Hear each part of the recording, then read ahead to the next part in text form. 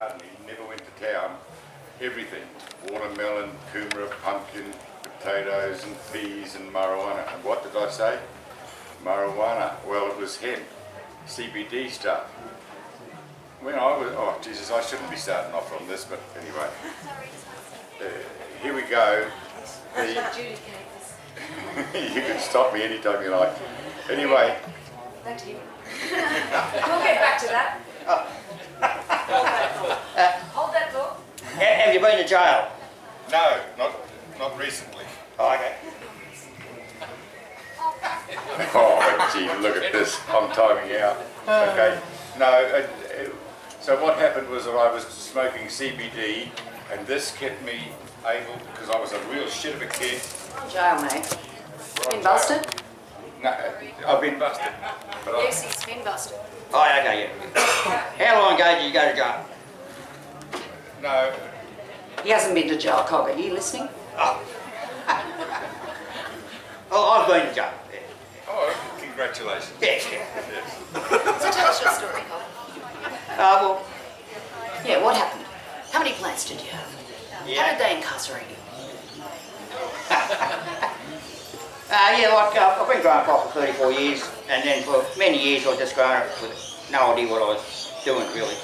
And then in 1995, I was out at the Turnbar State Forest checking the plot out, and the cops were there.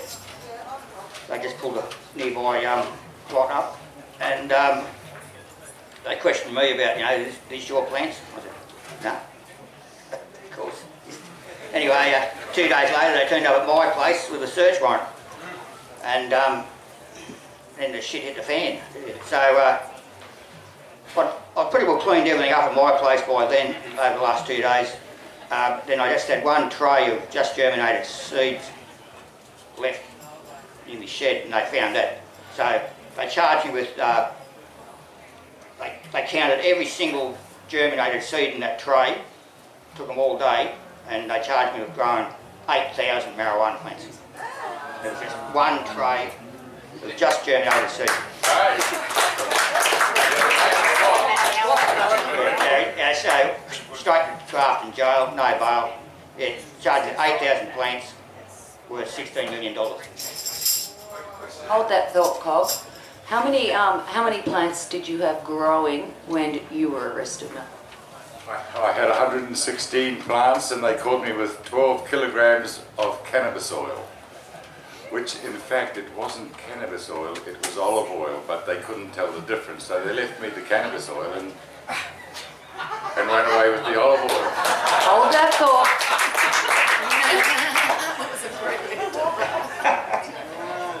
Yeah, so anyway, they counted all these little seedlings, and they couldn't even, they sent them off to Sydney to be identified, and no one could identify them as actually marijuana, because they didn't have their proper leaves on it, they only just germinated seed. So anyway, but I was stuck in jail with no bail for 10 months before I was finally sentenced. And in the end, the barrister recommended I just plead guilty to growing 8,000 plants, which sort of sounded like suicide at the time. I could have took it to trial, and I would have won it at a trial because they couldn't prove it was cannabis, but that would have been several years down the track. So I thought, fuck it, I'll just plead guilty to growing 8,000 plants. That's what I did. Right. And then I was just sentenced to 2 years in jail, which is backdated to the start. 1.5 years in jail, 6 months parole. So that was at the 10-month stage, so I only had another 6 or so months to go, and I was a free man. So it was straight from maximum security to minimum security at Glen Ernest Prison Farm for another 6 or so months, and yeah, then I was out. So I think by pleading guilty, I sort of beat the system at that point. That's how I felt at the time. I was sort of laughing, I was like, guilty, mate, 2 years. Yeah. So anyway, so here I am. That's like 25 years ago or so. Sorry mate, can I just ask what year that was? 1995. Yeah. Oh, that's harsh. Over 20 years ago, yeah. So I just kept on growing pot ever since then, expecting the cops to turn up any day. But they've been leaving me alone, for, the helicopter comes over, every year. But they don't seem to do anything to me. You know. The local cops show me a bit of respect, so it's all good. So I'm still growing pot, yeah, as you are too. Yeah. So yeah, just keep on doing it. Yeah. Anyway, for the last 2 years, I've been extracting the oil, making medicine. I only started that 2 years ago. So yeah, I've developed a little technique of how to do it. I'll just watch heaps of YouTube video clips about how to do it, like mainly from America. So I just sort of took one little technique from there and there, and I just work out my own little process, and it sort of works. I've been doing that now for 2 years, and it's pretty well full on for the last 12 months. That's all I do, make oil. So yeah, I don't sell my pot to anyone else anymore. I just turn all my pot I grow into oil for medicine, and it seems to work. So yeah. Is that oil psychoactive? Yeah, it is. Highly, yeah. Well, we've had it tested. I don't actually sell it myself. I sort of just wholesale it to someone else, and then they sell it. They've had it tested over in Colorado, the oil, mate, and it's 95% pure activated THC. No CBD in it. A little bit of CBG and a little bit of CBN, and that's it. But yeah, most of it's activated THC. Yeah. And I mix it with hemp seed oil, a little 15ml drop bottle, and 1 drop under the tongue. That's the recommended dose. And it works like pain relief, good night's sleep, cancer, everything. People, there's been hundreds of people, good results. Yeah, so I'm pretty well flat out now of making the oil every week. Yeah. So I've got the stage where I can't grow enough pot myself to meet the demand. So I just ran out of my own pot at the moment a few weeks ago, so I had to buy some pot. So I can still make a profit, you know, making oil, yeah, and selling it. Yeah, so you still make a profit out of it. Yeah, but running out of pot's a crime. Well, yeah, I've got a winter crop in, but plants are only sort of that big, Yeah, okay, you know, right. so you're not going to get much off, you know. But yeah, but you can sort of grow all year round. Yeah. Yeah. Whereabouts are you from, around here? Or? New Zealand originally, Oh yeah. and Newcastle now, and soon to be next door neighbour to. Keep going. That's Secret location. Yeah, so yeah, don't let the cops stop you from growing. Just keep on growing. Even the fear of going to jail, you know, don't worry about that. Just keep on growing. Yeah, I'll just tell you what happened when the cops turned up at my place. It was, Mr. Lee, Mr. Lee, Mr. Lee, come down here. So I went down, and they said, we hear that you're growing cannabis in this building. And I said, oh, mate, you've got no idea. I said, this is the best medical cannabis that you have ever seen. Come in, I'm going to tell you all about it. So I showed them where well, I wasn't able to touch anything. They wanted to know where they had white powders and bloody tickets, tab tickets and shares, and looked at my old vehicle and said, oh, you poor old bastard. And didn't take any notice of the fact that I had a few assets because I'd been working for 50 years, you know. So a man does accumulate a few assets, so they just ticked it off as zero. But these guys, they came in and they could not believe what they were seeing and what they were hearing. They took me to the station and they had 12 police sitting there. I was supposed to be in the cell, so I had been to jail because I did stay there for around 10 seconds. Anyway, out they said, come out here, we want you in the lunchroom, and 12 detectives sat around and they all had their iPhone. And they said, start talking. So I started talking, and every now and again you'd see one go. And so they'd keep asking questions, and then they'd go. And in the end, I was there for 2.5 hours, and the guy that was supposed to be doing my paperwork, he came in and sat down too, the bastard, yeah. So this is how, and I was never disrespectful to any of them, okay? I treated them as if they were humans, which they are. They're not detectives, because I told the detective when he first came, or not long after he first came, I said, you're not a detective. If you were a detective, you would detect that this substance is a medicine, but you're a public servant and you can't detect it. I said, what we need is a proper detective.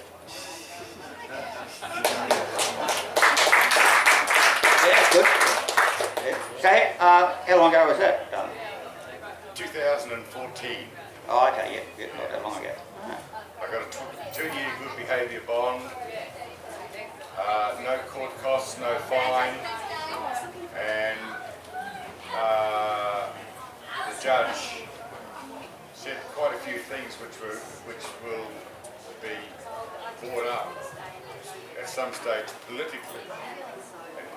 Well, you had a win, you want to... Yeah.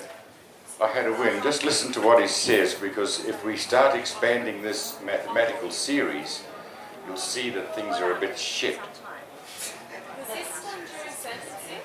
What he's saying now? Was this during the sentencing period? The stuff that the judge is saying now in the court process? No, this is the sentencing here. This is this is the transcripts from the trial.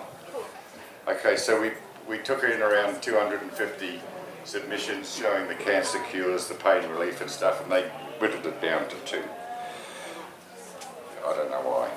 I note significantly the affidavit from, this is copyright, so I can't give the guy's name, so I'm calling him Superman, and he was too actually. The man suffered from both prostate cancer and bone cancer in his pelvis, ribs and femur, and he was provided the cannabis oil to alleviate the pain, and indeed found that it did so, whereas normal legitimate medications were not very effective. Do you see what this judgment in the court says? Is that the torture that is inflicted on us by the government can be expanded, because Cobb has seen it, Ray has seen it, I have seen it, every one of those carers in this place has seen it, and everyone in Australia who does this has seen it.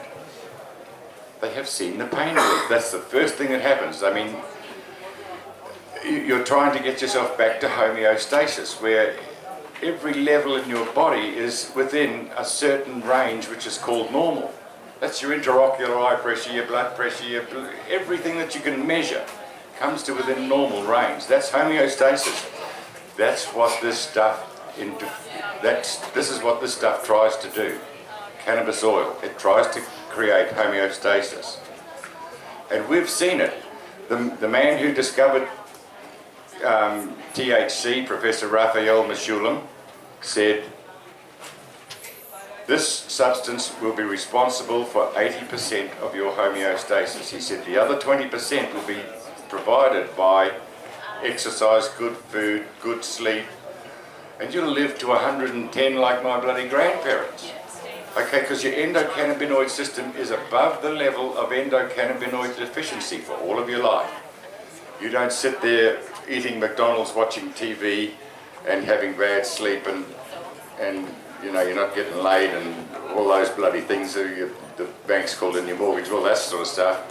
It depresses you, especially the food and the sleep. So what happens to someone who's got cancer maybe, you give them the oil, the first thing they can do is eat and they will sleep.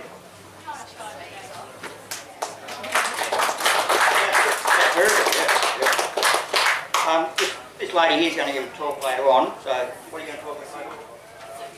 Oh, well, actually, probably not going to talk later on. I'm just going to run through it quite quickly here and let you guys continue on talking about it. But the juicing and the other forms was Cobb talking about going from growing over that period to now growing for medical cannabis, and us all recognising those other benefits, whether they be medicinal or for health, that the cannabis plant has. And I was quite impressed that Cog actually gave up his smoking weed this year to actually make medical cannabis. I mean, that's pretty heroic. I wouldn't do that, right? So just, yeah, I was just a little bit on all forms of the cannabis for health, and of course to be able to have cannabis for health, we've got to be able to grow it, don't we? So that's a big part of cannabis for health. Having the growers to actually grow it, promote it, and somehow us being able to then convert that into homegrown health, and us being able to grow at least a few plants ourselves. And I feel very special actually being in between these two guys, because in the early 80s, one of the first cannabis movies and growing movies I ever saw as a teenager was some of Cog's early movies. So it was very inspirational, and here I am nearly hitting 50, and a few years back got to meet Cog here. So it was pretty exciting, and yeah, being in between two very big long-term growers that know a lot about cannabis, and probably more than most. So very exciting for me. And yeah, was going to do a slight little demo on juicing. So if at the end of Cog and Malcolm's speech talk, we might just offer a few shots of raw cannabis juice and a little demo on how to do that. So I'll just hand you back. I have to be in two places at once. And yeah, so I'll hand you back. That's what I'm doing here. Is that good enough? Yeah, that's excellent. Good.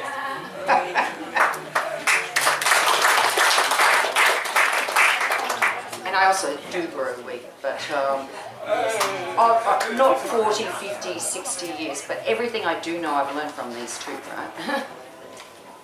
Yeah, thank you. Yeah, just keep on growing the plant. Keep growing the plant, Yeah, yeah.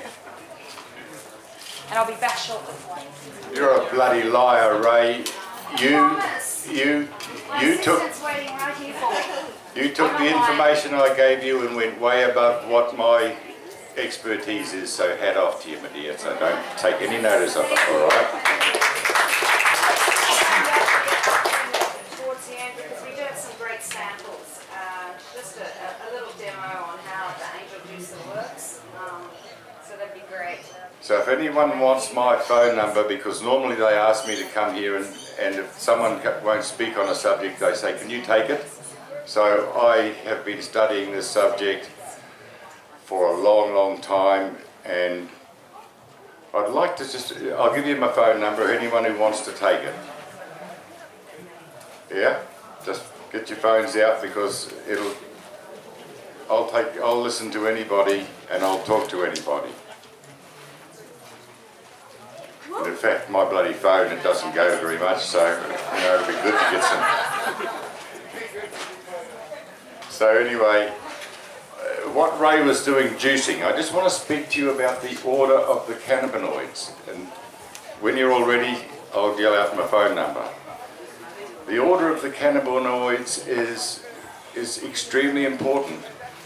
I heard Cog say cannabigerol there. Did anyone hear that? Cannabigerol. Okay, now do you know what cannabigerol does? Anybody? Okay, you know that your major health organ is your stomach. Cannabigerol will not let any bacteria, which is bad bacteria, multiply as quickly as they would. And so after 2 to 3 months of taking cannabis oil with a little bit of cannabigerol in it, your gut bacteria is back to normal. And that is where most cancers appear, all of the things that diabetes, all of these sorts of diseases, they come from a gut imbalance first. So that's your number one cannabinoid to me. Now we've had 10 million years of evolution of eating the cannabis plant, and our ancestors and whoever before, because that's how long this cannabis plant has been on Earth, around 10 million years. And we have got used to the acidic form of cannabinoids. I don't know whether anyone knows anything about how cannabinoids appear, but they first appear in that crystal ball that you call a trichome, and it's stuck to a crystal stalk. Inside that trichome is all of these terpenes, flavonoids, phenoids, and one of them is cannabigerolic acid. And all forms of cannabis comes from cannabigerolic acid. It doesn't come from anything else. When you put that head, you will go up to a plant where you juice it, you eat it like a goat, you chomp, chomp, chomp, chomp, chomp. Then every one of those trichromes that was there doesn't disappear into the atmosphere or roll down the drain, it's going down your throat. And let me tell you that cannabigerolic acid dissolves into all of the other acidic forms. We've had 10 million years of association with that. We've had 10,000 years of dickheads rolling it up and smoking it. I'm one of them. But this is how it is. The order of the cannabinoids says that the acidic form is so much stronger than the activated form. Okay, so can I tell you a little story? Sorry, Cobb, I had this lady who I was treating with headache. She's had it for 25 years, this headache. And as soon as the weather changes, oh bang, she goes like that. And she came to the house and I said, now listen, I've got a head, I'd like you to have the head, because she had this splitting headache and it was as bad as she's ever had it. And I'd already given her the oil, I'd already given her CBD and THC oils, you know, I'd got 2 different types of plants and growing those, so I then got a head, and I watched her an hour later, and she was sitting with her sister and they were both drinking wine and they were both laughing like hell. I said, how's your headache? And she said, what headache? Oh, she said, it's gone. This is the acidic form, okay? You chew the bud, you don't activate it, you cannot get stoned. You understand? You cannot get stoned. It's an acidic form. THCA will not get you stoned. This is the best order of the cannabinoids. When you start boiling them down, you reduce everything, and finally you get to cannabinol, which is, you know, it's a very, very good cannabinoid, because as Meshulam said, the man who discovered THC, he said all marijuana is good marijuana, and if you don't believe that, you may as well not be anywhere. My phone number, 0427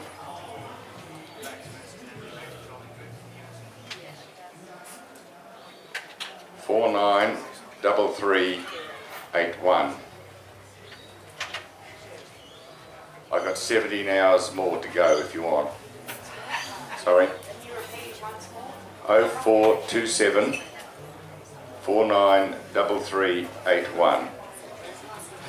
Yes. So the Cannabinoids? no, the cannabinoid. Yeah, cannabigerol, yes.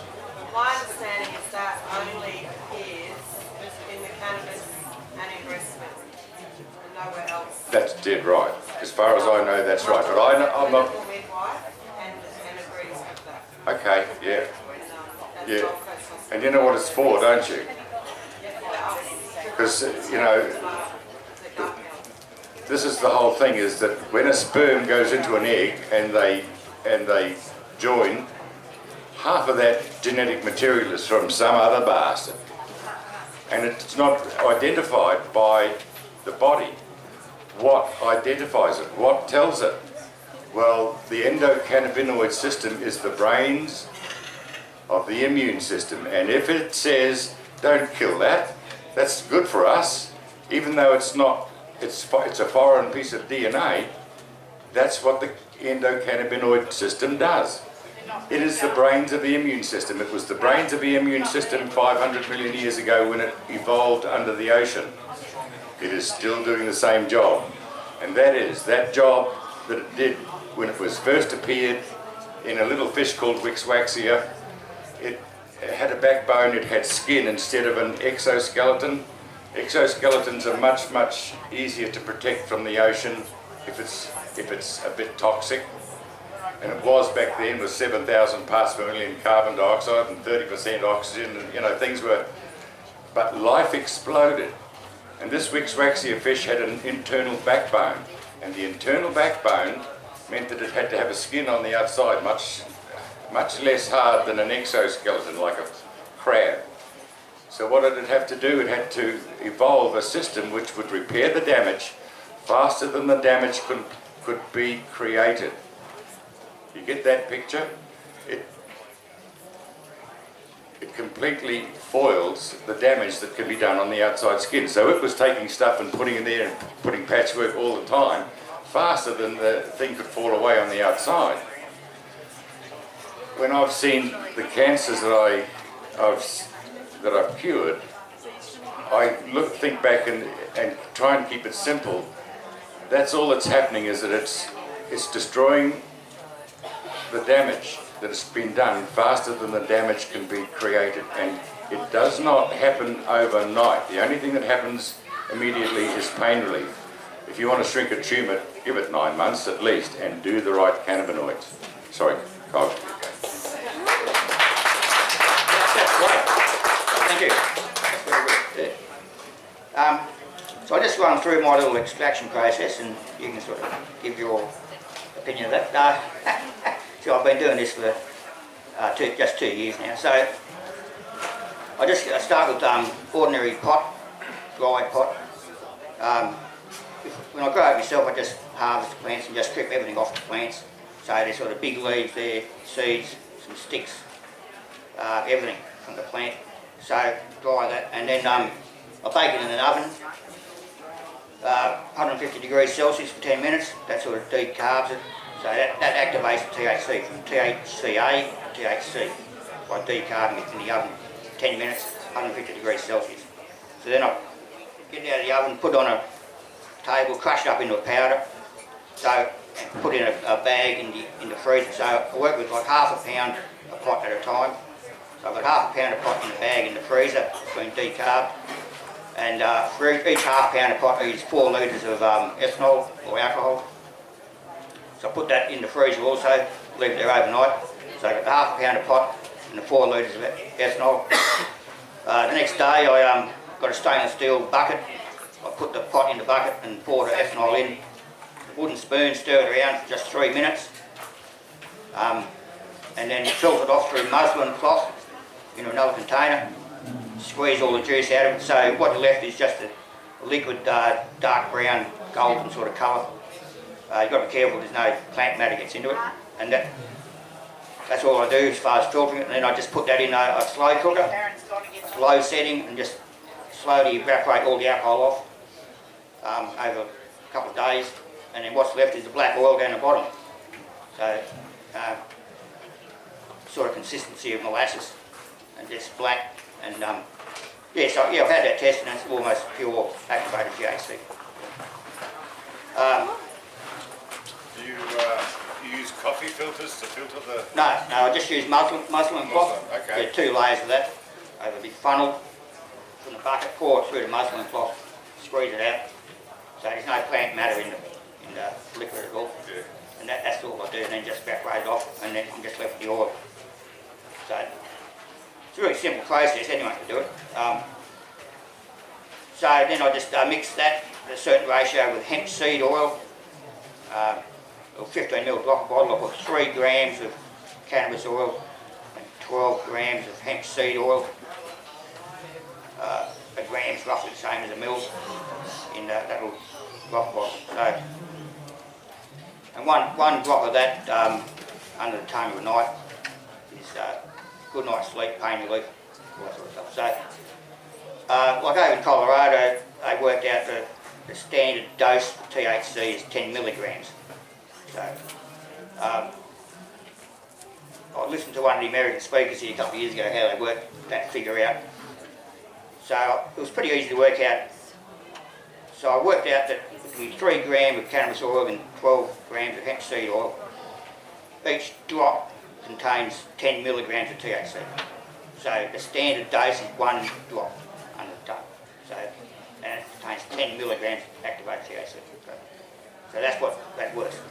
There's no CBD in it. Yeah? So I missed a bit of that.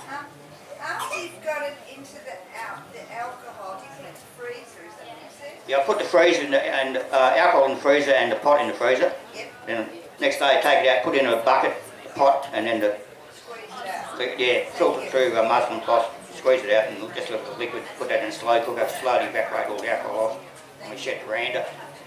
Not inside because it can be a bit dangerous. You don't blow yourself up. And yeah, so I just left the black oil, which is like. So the pot and the separate in the freezer or Yeah, together? no, separate, yeah, sure. Yeah, so the pot is only in the ethanol for 3 minutes. So I think all you're doing there is just stripping the THC out of the plant. Not much else really. No chlorophyll, no water soluble stuff was in the frozen state. Thanks, Bob. When you say half a pound at a time, sorry, you've got to forgive me, is that about just a bit over a kilo? No, it's about 2 pounds in a kilo, so Okay. It's about a quarter. half a pound, yeah, so roughly 250 grams, so yeah. And that's what you have baked, is that what you're saying? What's that? That's leaf. Yeah, the whole plant, big sticks, seeds, everything. Yeah, strip everything off the plant. And once it's baked, you crush it to powder. Yeah, crush it in powder up to bake it. I think that just increases the surface area. After Yeah, baking. yeah. Or just it turns into a powder, you crush it. And yeah, in the bucket with alcohol for 3 minutes, filter it off. Evaporate the alcohol off, and then you're left with the black oil, consistency of molasses. Yep. And yeah, it's activated THC because you bake it in the oven first. What you're left with, have you got a rough idea of what that quantity is? If you've got Yeah, 250 grams, yeah. Well, Going in the ethanol. generally on average, I get about 10% yield. So if you start with 1 kilogram a pot, you get 100 grams of oil. That's 10%. How long was the oven? 10 minutes at 150 degrees Celsius. Yeah. So you need a proper oven thermometer sitting in your oven so you get the right temperature. You don't just go by the dial on the oven. Yeah. So I just use like you get them from Kmart, a sort of oven. You know, I just have it sitting over my shed. So you wouldn't want to use your oven in your house. Your wife would kill you. Because the whole place filled up full of smoke. Yeah. So, Just Bob to do? okay, Jamie. Yeah, so that's how I do it. Is that how do you sort of roughly do the order? Well, there's an order of taking them out, and the number one is to chop your head up, put it in a bag with a 15 micron mesh screen below it, and then put some dry ice or frozen carbon dioxide in there. Okay. The frozen carbon dioxide is at minus 78.4 degrees Celsius, and it locks those things, those little trichromes, and it holds them steady. If you then shake the bag, the trichromes fall off and they go onto a cold table. You scrape that off. You put that, whatever it is, they're crystal. You can't hardly see it. It looks like little glass shards, minute, and you put them into the bowl. Put a little bit of olive oil with it, or coconut oil. Put that in the freezer immediately. Then you've got the pristine hash. Yes. But you're saying that that's not psychoactive It's not psychoactive at all. at all. You eat it and you won't get started. That's dead right. Guaranteed. I've done it. Yeah, as a laugh, yeah, because I didn't believe it either, you I've know. done it too, and I got stoned for it. That's all my impression. I know, and that you get a 30% effect just by thinking that you're going to get stoned, you know. So you would have a body reaction to it, like would you call it a stone or an elevated feeling of wellness? Oh yes, don't worry. It's not no effect, but you do feel well. You straighten up and fly right. Don't you worry about that. So Yeah. where's the line between, not psychoactive and psychoactive? Well, it is psychoactive, but it doesn't get you stoned like the activated molecule of THC gets you stoned. It is different. This is totally different. This is not, shit, where am I? This is, what's next? Yeah, no, I agree. It's a better kind of stone. And then I make the oil straight as you would do something like that. Once you've chopped the head up and you put carbon dioxide in it, the carbon dioxide floats off into the air and it's just as dry or wet as when you put it in. But you're doing this immediately. You're chopping the plant and chopping it up, putting it straight into the bag with the carbon dioxide and shaking it. The green plant, yeah, right, and within 5 minutes if you can do it, yeah.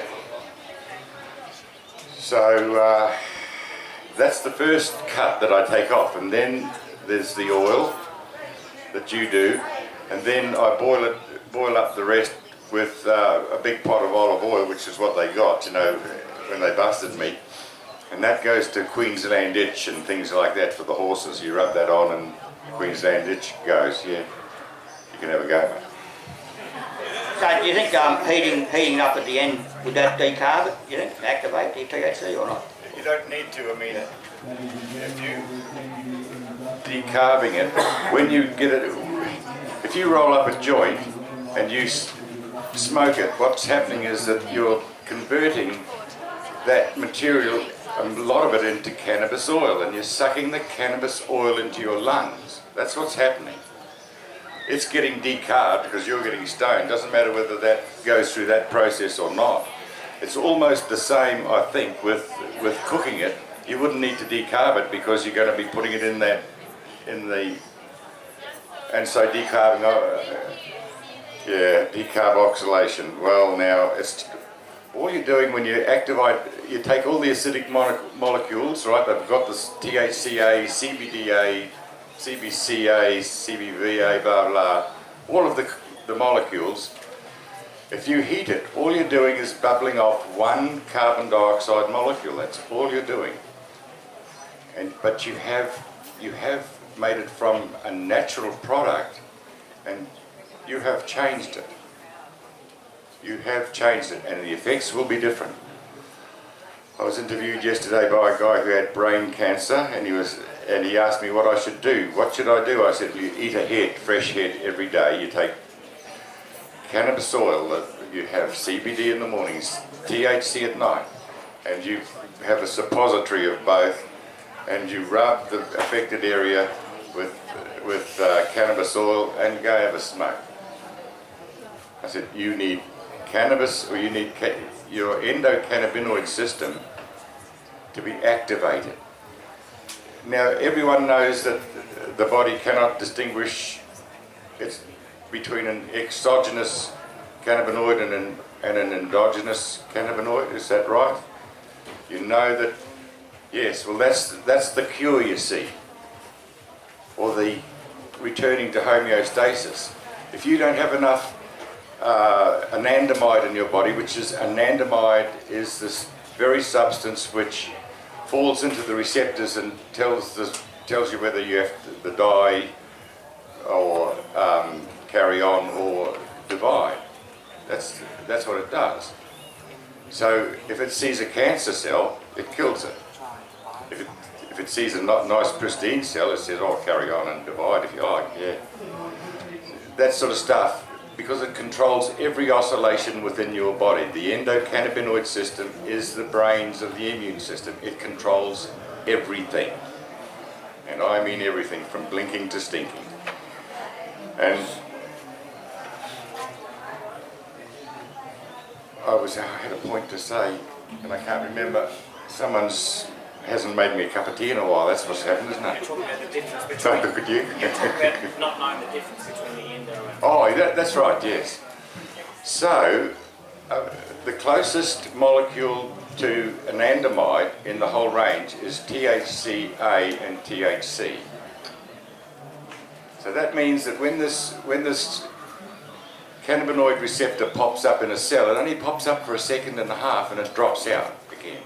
If you blow a cell up to that size, every now and again a little tuft of skin goes like that, and that's called an endocannabinoid receptor. It is electromagnetic, electrochemical, but most importantly it is electromechanical. So it examines the cell by saying, what are you electromagnetically and electrochemically? And if it says, I want to kill you, what it does is it grows the receptor a little bit bigger and then drops down ropes into the cell, and it winds itself along the mitochondrial DNA, and with a certain signal it goes like that, squeezes it off, and then the cell dies. This has been seen under electron microscopes. I looked for the paper that I first, it's gone.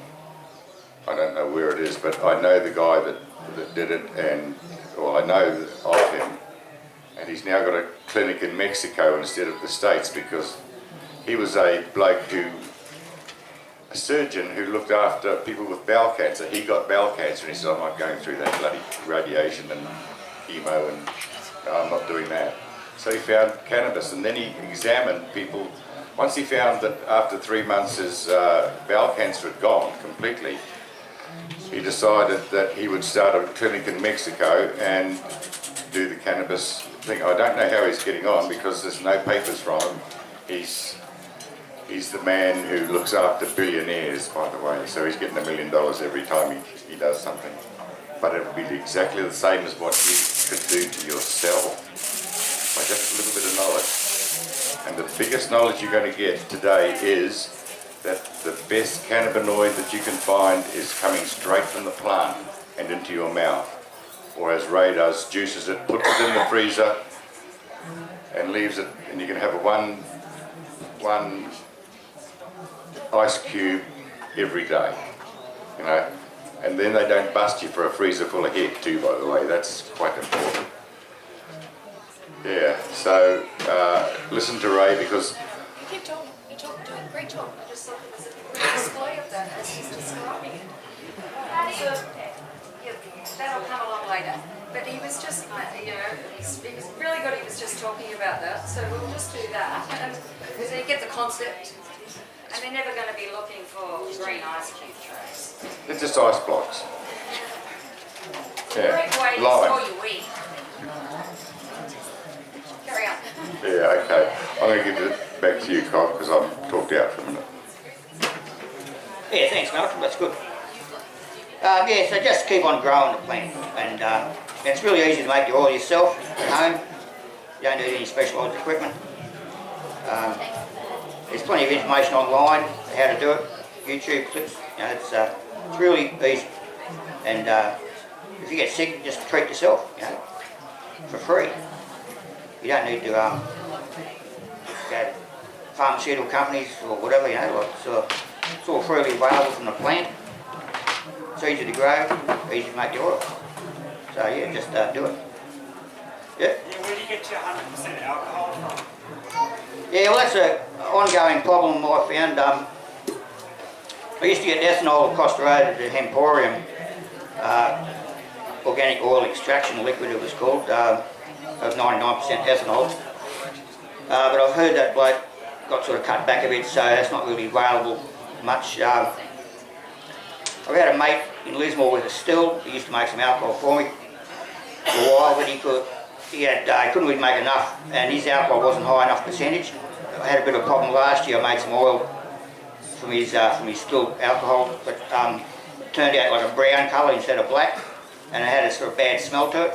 And so I had to sort of take all that oil back. People were complaining about it. So, and I found out afterwards that my mate still.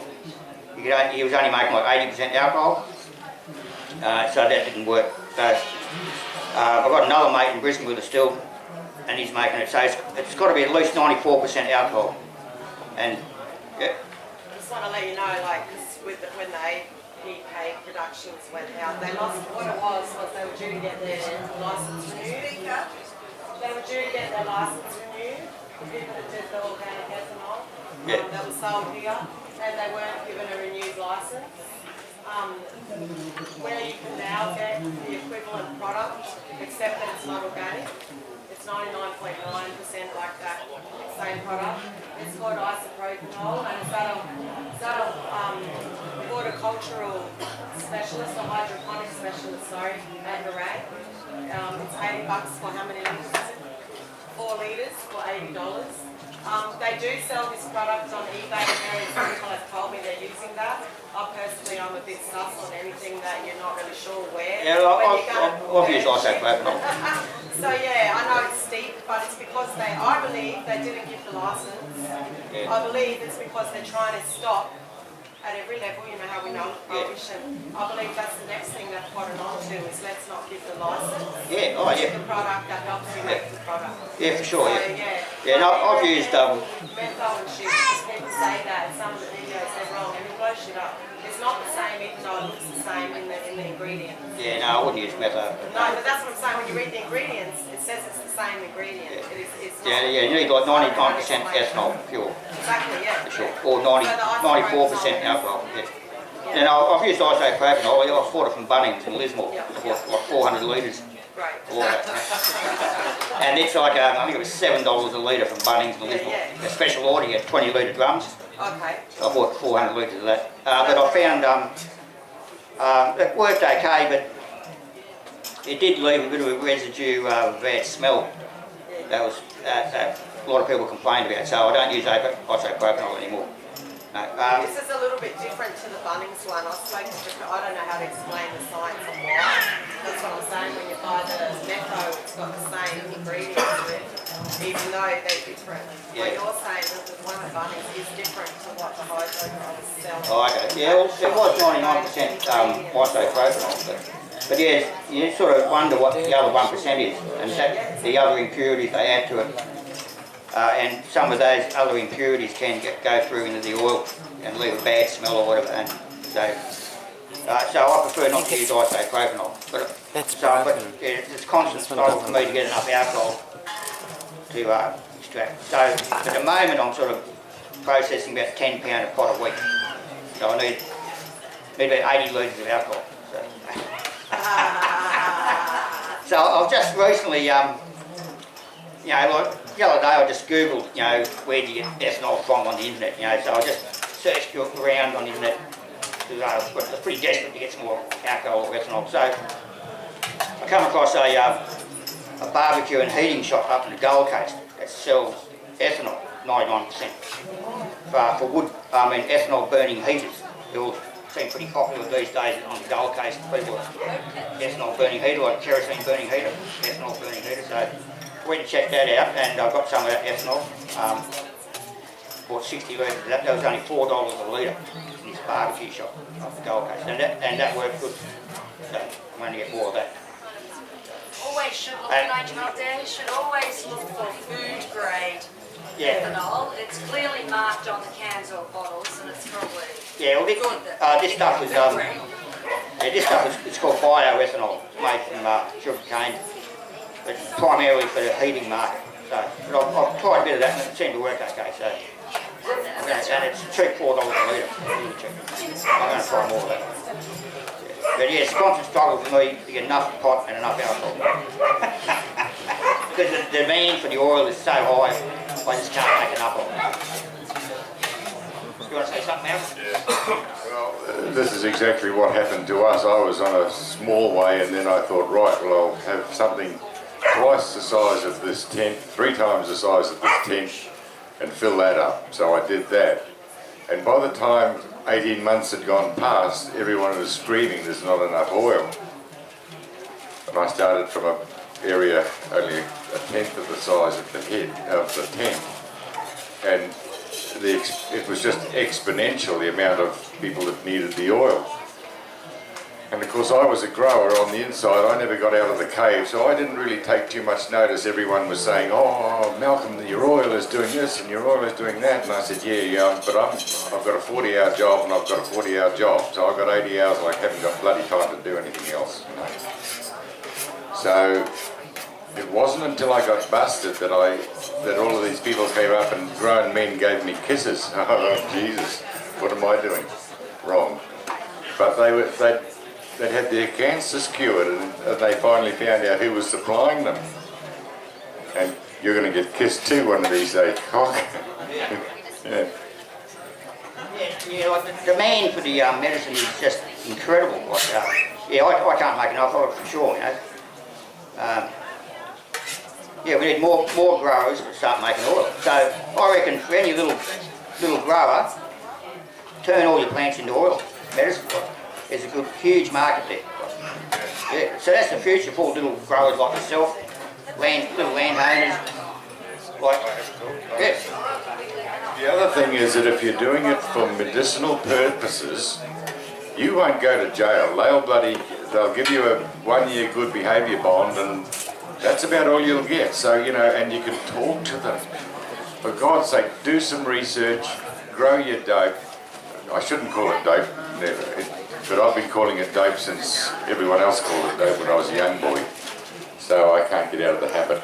So yeah, do that, but make sure that you're not one of these guys that has got too much money and you can't explain where it comes from, because that will get you into real trouble. And I don't know about any of you guys, but we're all going to take one last breath, and whether it be God or just yourself, you're going to be asking, did I do the right thing? If you're feeling pretty happy about it, that'll be a great thing. So my phone number, for anybody who's come in now and hasn't got it, is 04. Looks like there's a few people getting to their phones, so I'll just leave it for a minute. This judge who sentenced me, he said some very, very interesting things about the government and how slow it's taking to get this terminal illness scheme up and running that Tony Abbott had. When I calm down, I'll tell you a funny story about mesothelioma, John, if you can remind me.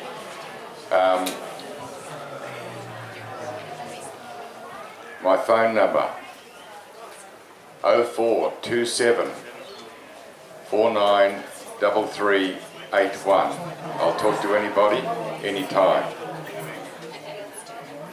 So if that starts from the evolution of the endocannabinoid system right through to the order of the cannabinoids, as I have seen it with 30,000 doses of cannabis oil and about 200 doses of head.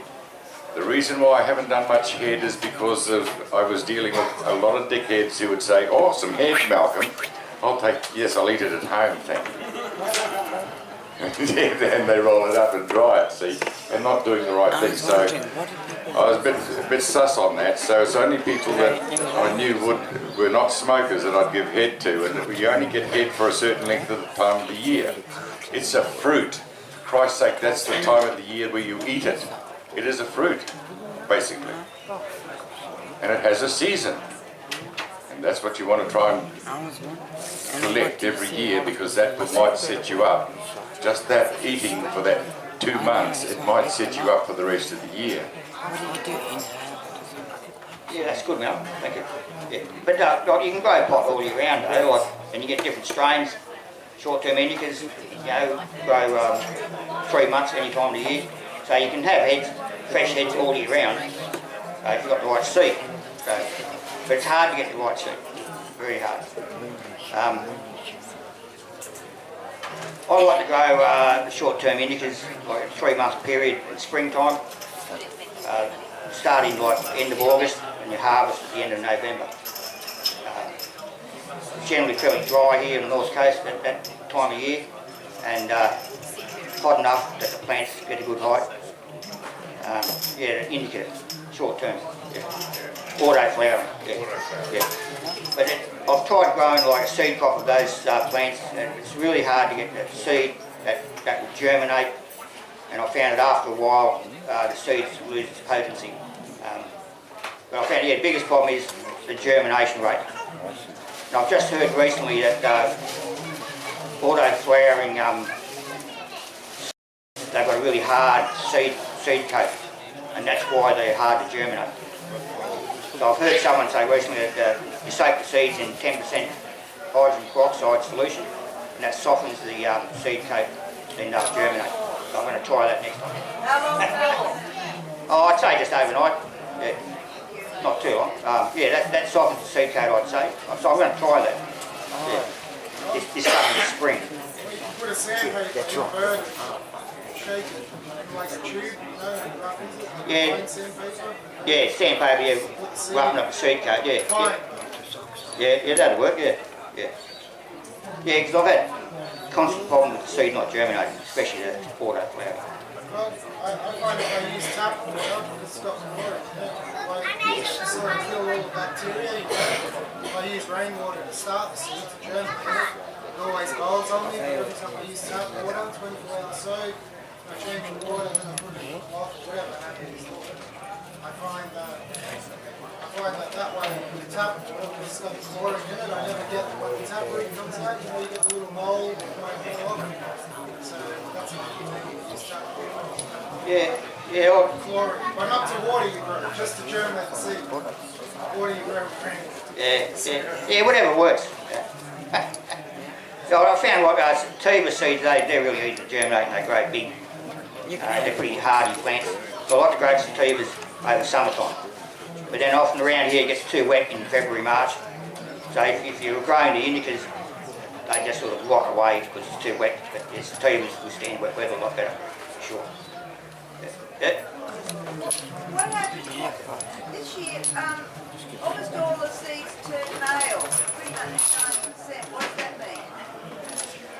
That's just bad luck. Yeah. There were about 4 of us in this small group. Well, I suggest just grow more. Yeah. Well, I generally find 50% of male, 50% female, generally. Yeah. Okay, well this year up at a place which I will not name, everybody in the village grew dope, and what happened was that all their plants went hermaphrodite. Okay, now that's a problem. What happens is, you know how to feminize seeds? You maleise the female, right? You change its gene structure.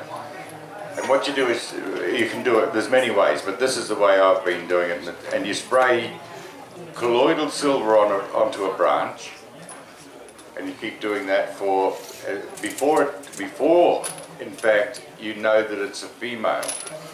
So you've hit a few males and you've hit a few females, and all of a sudden the males will develop their heads on the balls up on top, but the female, which is going to go male, puts a few male hairs down around the bottom, male pods, and that male pollen, if it crosses with the plant that it's on, it gives you a perfect genetic replica.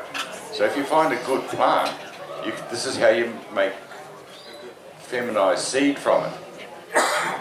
The trouble is that if you go and plant that seed and then get the sprayer out and do it again, you're starting to weaken the genetic structure to the point where a good hot summer will turn those plants into hermaphrodites. They need perfection if they're going to be growing, and you've double sprayed them. You've sprayed it, got the first seed, and then you've planted that seed and sprayed that one to get more feminized seed. That next set won't be as good as the first set, and if you do it again, you can just about guarantee that 50% of them will be hermaphrodite. So you don't do that. If you're wanting to make some feminized seed, you go and get a male-female mix, an ordinary mix of seeds, and you feminize one of those. And then that next year's seed is going to be exactly the same as the mother that it came from. But if you've got 6 different varieties here and you maleise one, and the pollen goes to all those 6 different plants, what happens is you get a hybrid between this plant and that plant, but it can only produce a female. Okay, just like you actually are feminizing. You cannot produce a male from even this plant going across this plant if you feminize this branch. And you feminize the branch by using a solution of at least 40 parts per million colloidal silver. Now, it damages the plants. It's like getting a whip out and belting someone. It doesn't, and you don't need to keep going at that point. It's already been told that it's just a lousy male. So how would you feminize seeds? So yeah, I'm glad you asked that question. Part of the reason I actually did a bit of an experiment on that was the fact that there's a lot of advertisement you see on the internet, international seeds, imported seeds, auto-feminized seeds.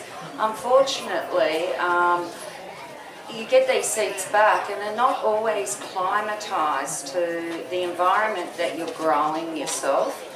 So you can imagine the elderly or new growers forking out quite a bit of money because these seeds are quite expensive. And then they've waited their months and they've either only got plants this big or they've got hermaphrodites or they didn't grow at all. So my thought was at that point in time that we needed to be able, these people get auto-feminized seeds that were climatized to this area. And we just did a little bit of an experiment, okay? So we did get some imported seeds from the strain hunters that travel worldwide to hunt down the landrace strains and blah, blah, blah, blah. And we grew some blue cheese plants and we took the largest, best looking plant and we sprayed only the first round of the branches at the bottom of the plant. We left that like that for 2 weeks and no, our experience was it didn't actually do any damage to the plant because we only sprayed the bottom rung and we got back to it in a reasonable time that we cut them off. They turned male, so we cut those off and then we sprinkled that pollen on the rest of the plant. However, we didn't do the whole of the plant because we hadn't actually had these buds. We didn't know if this was going to be a massive, nice budded plant. So we actually only sprayed the center 4. Oh, not sprayed, put the pollen on the center 4 branches coming up around the tree because the tree was this big.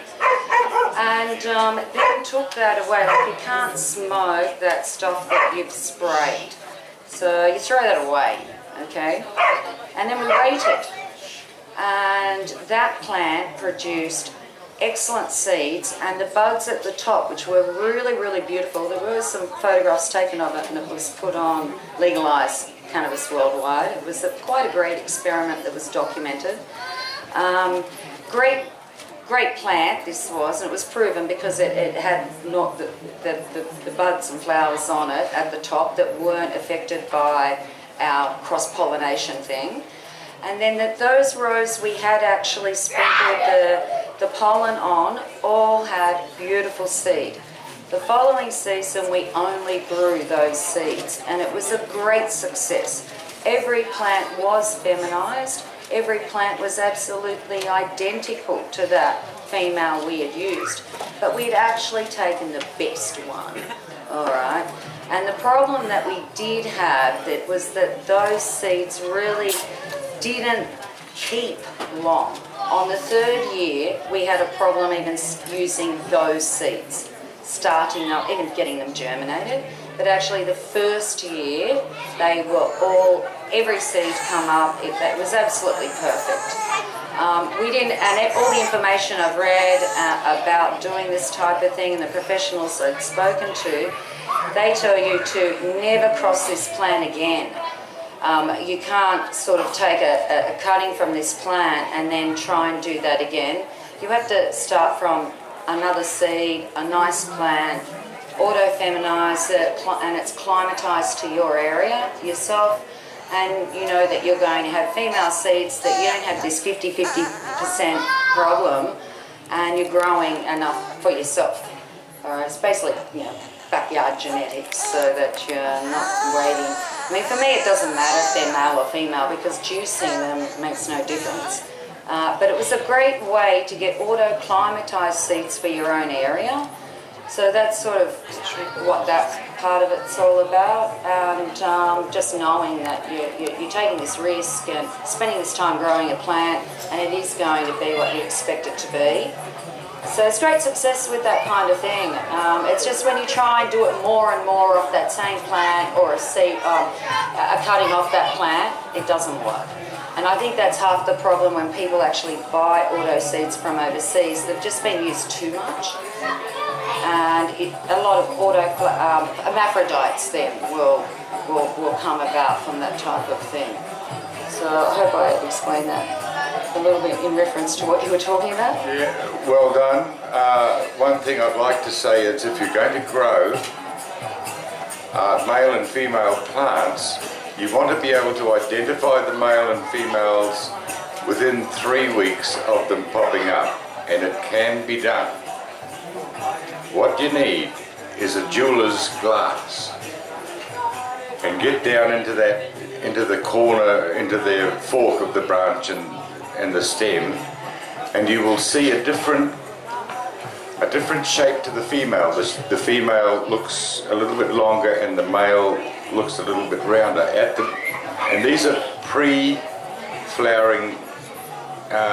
You should be able to see them within 4 weeks of coming up. But certainly 3 weeks is the average. If you can't see it within 4 weeks, well, so that can get you to the point where you don't need to spray too many males, to get, because in the end you're looking for the best smoko. If this is what you're after, you're after the strong stuff, then you're going to find that this plant is different to this plant is different to this plant, because they might be sisters, and no one knows more than me that sisters are not the same. They're all different. Let's get along. So some of them I saw had finger heads this big, these sisters, and some of them had heads this big. And when I tried to find the best plant out of it, it wasn't the one that was the biggest head. It was nowhere near the biggest bloody head. It was about that size. But it came early, and as soon as you smoked it, you wanted to hit the floor. So this is what I'm saying, is that you have to, if you're doing females, you'll be throwing away all that seed over there, and you'll keep that one there because that one was the one which was the best.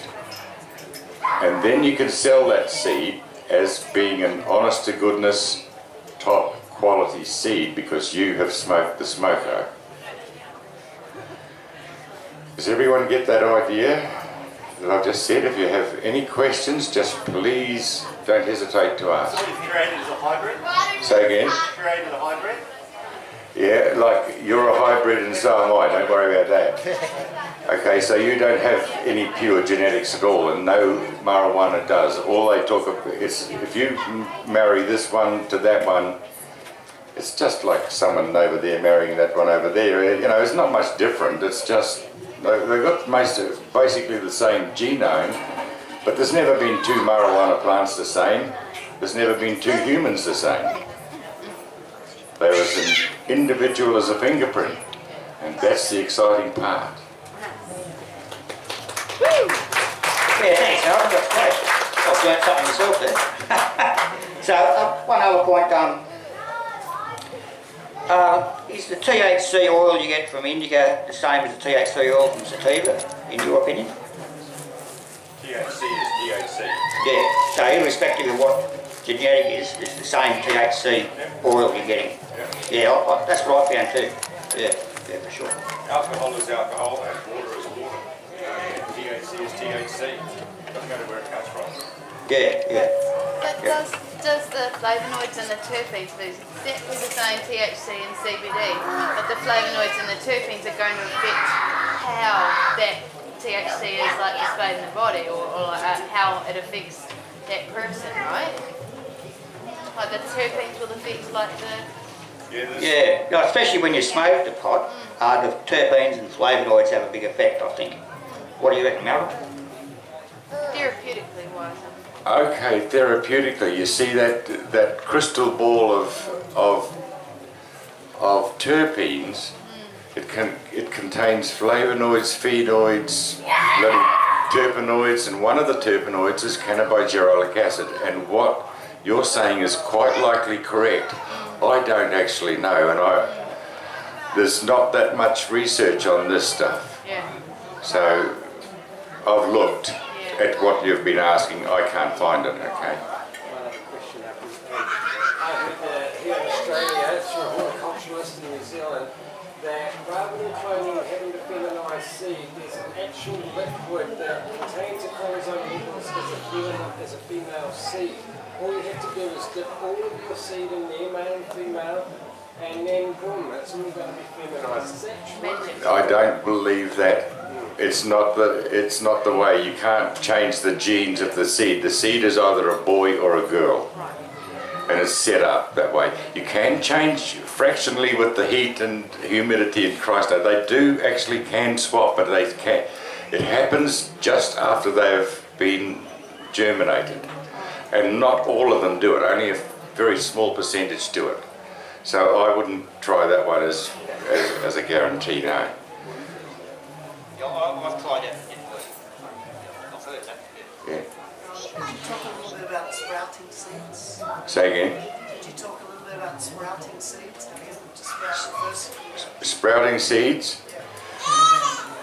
Okay, I'll tell you how I do it, okay? I dig a hole that big, I go and get a $3 bag of potting mix and I pour it into that hole. I go and get a $3 bag of chook shit and I pour it in that hole. I wait 6 months until September and then I go and put a seed in it. And kaboom! As soon as it rains, it comes up. You don't need too much, you know, but you've got to have forethought enough to do what I've done, because the chook shit has to actually completely melt away. There's none of that high nitrogen, you know, and that, what is it, ammonia that comes off the thing. Well, if you disturb it after 6 months of a winter, there'll be no ammonia coming out. That's what you want. And you put a seed in there and you just watch it go, mate. It'll be Jack and the Beanstalk before you can turn around. Yes, dear? I came past and I heard the words colloidal silver. I make it, and I also planted 10 seeds. They all came up, I thought, female, and then they all turned hermaphrodite. I had the substance in my cupboard. I could have used it. No, you couldn't. No? No, once hermaphrodite, always hermaphrodite, you know. LGBTI, Q plus. I'm an H, by the way. Well, you know, you identify your gender, and normally you stay that way. So this is hermaphrodite because of some specific strain, stress that it's had in some stage. And that's what can do it. Okay. You have to know where that original plant has come from. Where did the original seed come from that you grew the plant? That's what I was trying to say. And throw all that seed away. If it's hermaphrodite this year, it's hermaphrodite next year and the year after. Throw all of it away. I've been putting it in the muesli. But I found the seeds from hermaphrodite plants, those seeds are generally all female. Have you found that? Yes. Yeah, so hermaphrodites can have their uses, like, because the seeds are all female, aren't they? Yeah, but they seed themselves unless you want seed which is going to turn hermaphrodite. Yeah. But yeah, you need a separate seed crop. But yeah, generally, you can grow a good female crop from an hermaphrodite. That's quite true, but it's full of seed. That's the problem, is that it seeds itself. There's a little head of male flowers comes out the top of the head and starts to pollinate the whole thing. And so, that's what we're talking about with hermaphrodites, okay? So, if you do the right things and you do it 6 months early, if you've got a farm or a backyard that you can do one of those things, you just put that in the ground and go and get a high CBD, a 20-to-1 CBD and a couple of high THCs, you're okay for the rest of the year, because you're going to grow about 2 pound, maybe 3 out of each plant. If you do what I said, dig the hole, put the potting mix in first, and then just bang it straight in. When you come to plant it, 6 months later, you dig it over and whatever, and put a seed in. The seed grows, and you don't have to transplant it. As soon as you transplant it from a pot, those roots are sort of, they're all mixed up. But if you put it in the ground straight away, it knows exactly where to go. You don't have to worry. You let the plant figure it out. You don't have to think. Yes. When you dig the hole and put the mix in, do you put anything to stop the weeds growing for that 6 months? No, just don't. Just let it go and put a stake in there. Like I have to put a stake in the farm to know where I've done it because you don't see it. But and when you come back and you dig it over a bit, oh God, it's beautiful soil. Yeah. So that's what I do. I mean, that's big. But every conditions are different. Every one of you. So yes. I don't use the moon cycle, I just put the seed in and I wait for it to rain and I let that happen, yeah. I don't care about the moon. That's... Say again? That's dead right.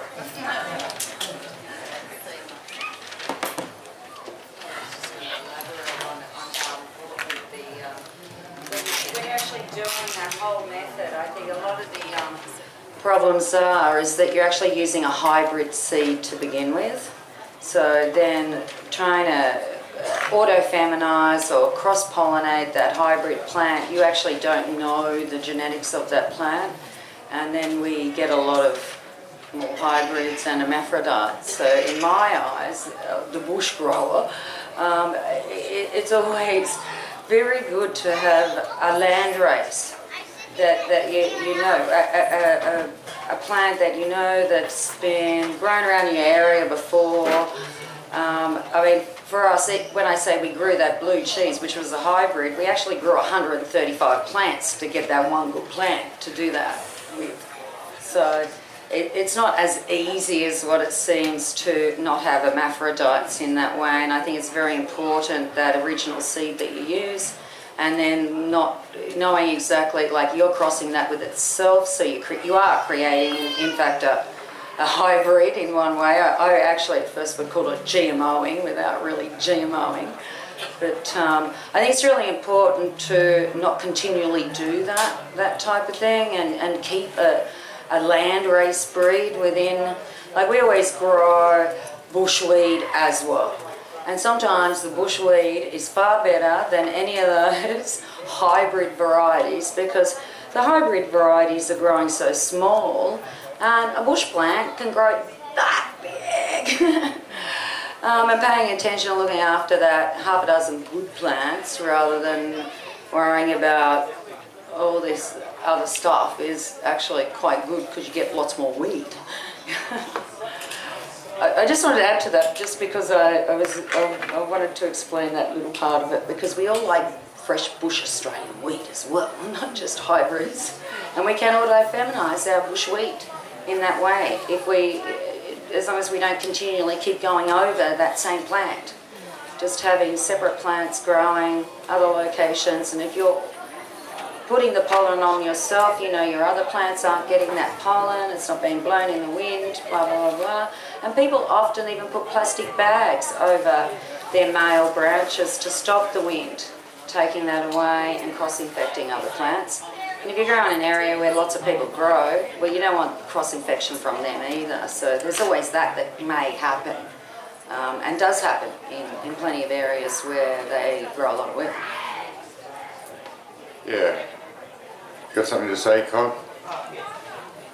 Yeah, I've got a mate, he just grows 4 big plants a year and he gets like a truckload of chook shit in once a year. He uses the bobcat to spread it all around, an area size of this sort of tent. And he just grows 4 plants in this area. And I've seen them, they're as high as the roof and they're gigantic, you know, spread out. He has to tie all the branches up so they don't fall down. But yeah, 4 plants in this size fill up this whole space. Yeah, that's all he does every year. And he's been doing that for 20 odd years. And he gets like, I don't know, 5 or more pounds of each plant. That's right. That's exactly right. I gave my next door neighbour some seed and he was so happy. I was a plant breeder and I gave him the things called MISC because I didn't know what seeds they were. I just called them miscellaneous and he called it MISC. Anyway, he planted this MISC out the back of his house, and I looked at there around February. I thought, what the hell is that poking up behind the tanks? And yes, it was the MISC. And he said to me, "Meow, they're coming early this year." And he said, I reckon I'll beat the bloody cops this year. And because every year he gets busted and pays $1,800 because he doesn't go to town, you know. And he always gives the cops that 7 or 8 plants out the back because he's got 500 of them up in the hills. So the cops there go every year and they say, Trevor, have you not learnt your lesson yet? And he goes, yeah, I have.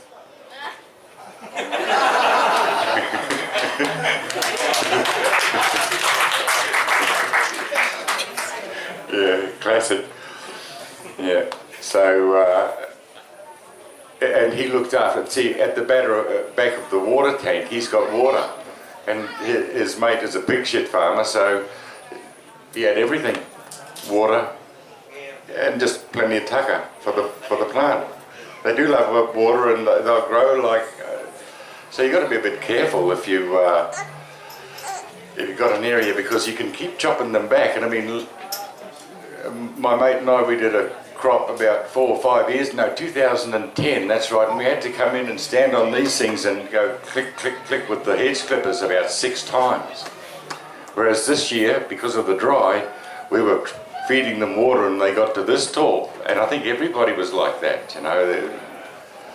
So, anyway, I'm going to give you my number again because my phone number, if anyone wants it, my name is Malcolm. And my phone number is 0427 493381. And I'll talk to you if you want to know anything about what we've talked today. I'll tell you as much as I know, which won't be the truth, but it'll be getting close somewhere. Malcolm, have you recorded your information anywhere? No. Are you going to?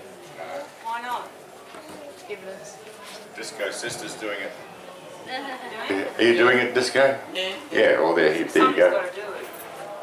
Yeah, someone has to do it. Look, the problem is that when I was making the medicine, I was so scared to go out on the streets, I just hid in my cave and did research, see? And then when they busted me, it was like it all popped out. I needed to tell everybody what I'd heard and what I'd seen, and the first people that got it in the head were the bloody cops when they came.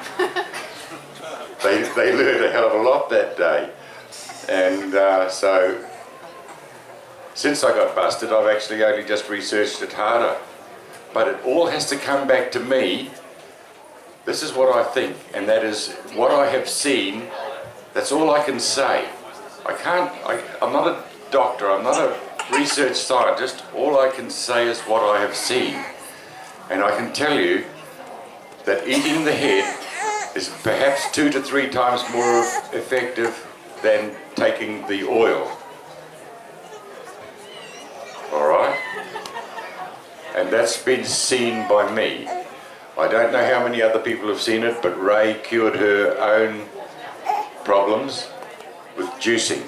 She did it with the fresh herb. She didn't do it with the smoker. Do you want to add to that, Ray, or we'll just leave it? Oh, well, you know. Are we going to talk about juicing? Yeah. If you guys have... How's the time going, Disco Sisters? Oh, look, I'm happy for you to talk for as long as you want, as long as you guys are interested, really. Just keep going. Yeah, okay, well, yeah. I just want to say one last thing before I turn over to lady there. Recently, I've got a mate here from Papua New Guinea, and they're trying to start off a medical marijuana type thing up there. And I went up there last month for a couple of days, and yeah, it's just starting off there. So, Jamie here, very interesting man. He used to be the health minister in the Papua New Guinea government for a year. He's got some very good ideas, and yeah, I think what we're doing here in Nimbin, Mardi Gras, Hemp Embassy, the medicine, they could do a similar thing up there in Papua New Guinea. Do you want to say a few words, Jamie?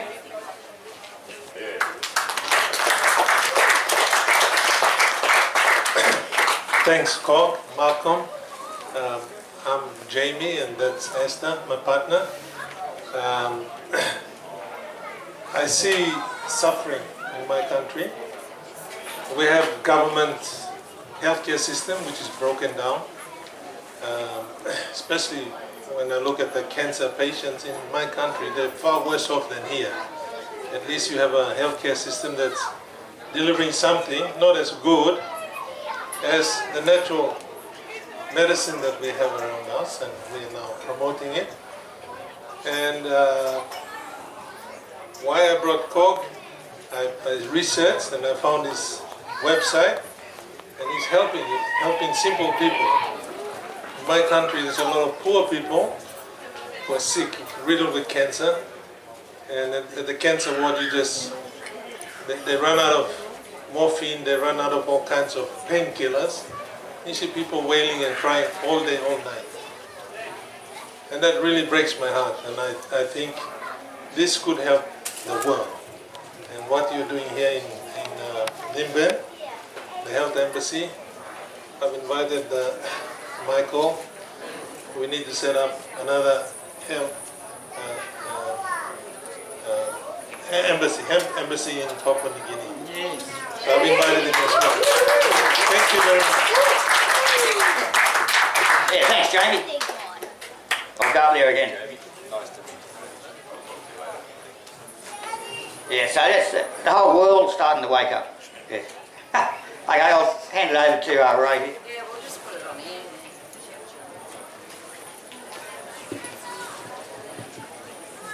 So we'll just follow through with some of that stuff Malcolm was talking about THCAs and just cannabis for health, actually.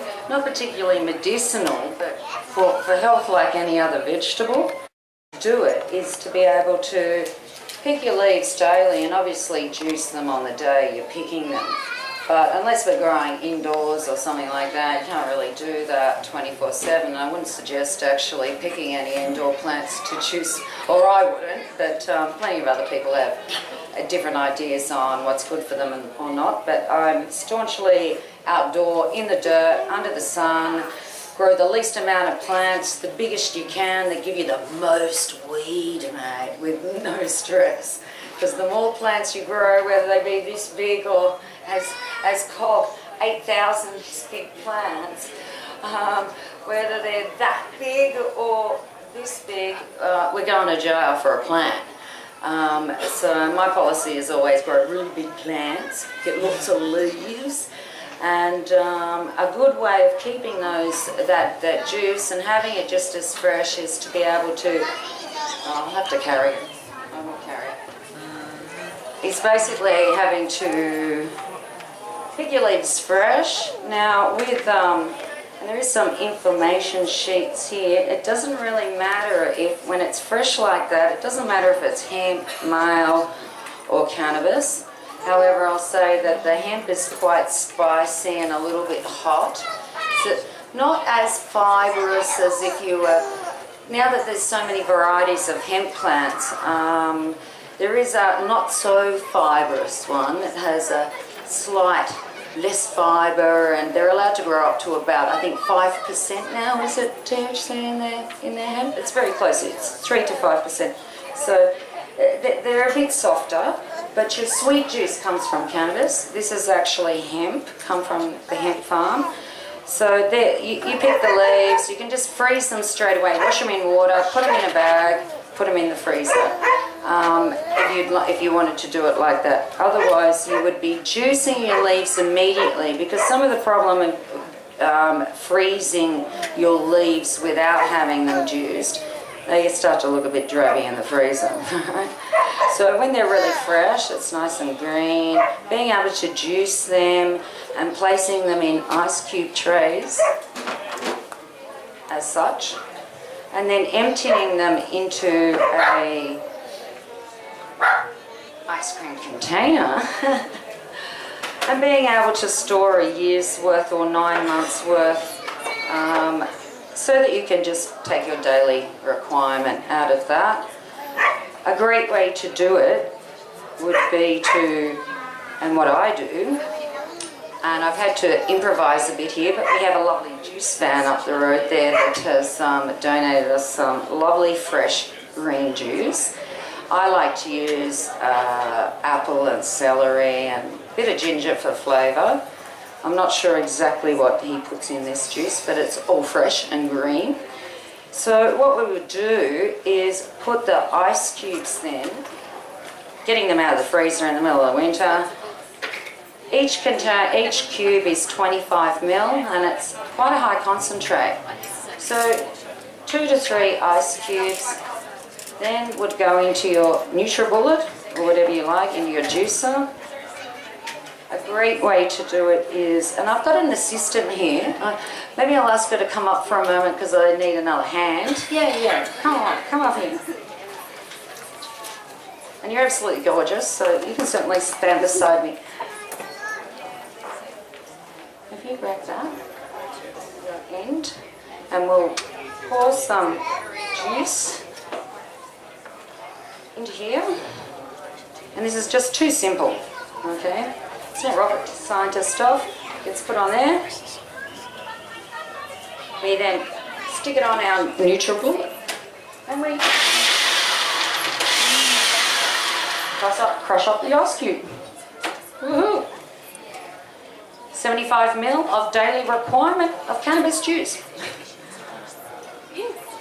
Woohoo! Was that help? Yeah. That's pretty cool. Doesn't take very long. Then you would open that, pour it into your little glass. But of course, if you're at home, you would have all your other juices in there. One of my favourites, and one thing that really helped me when I was weighing 30 kilo.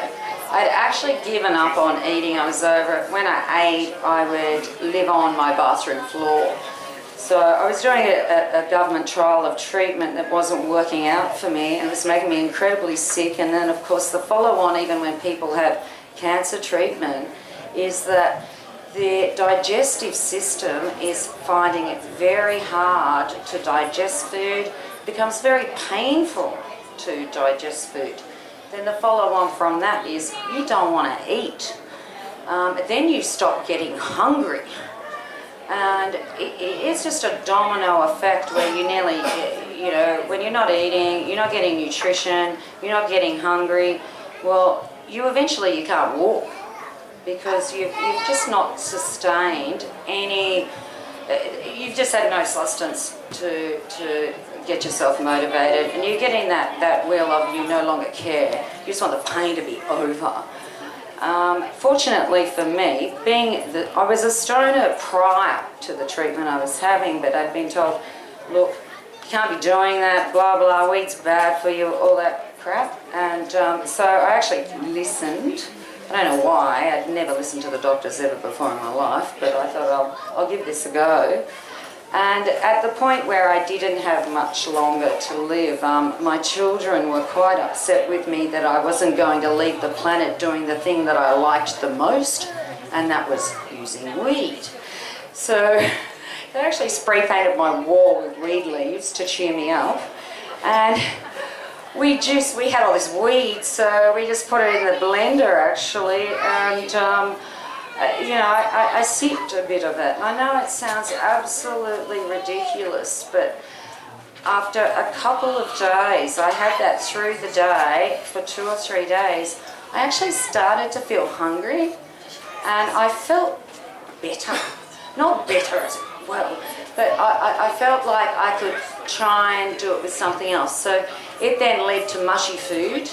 And over the following 6 to 7 weeks, gradually everything had a wheat cube in it, whether it was stewed rhubarb, watermelon and these ice cubes, absolutely great, beetroot and the ice cubes.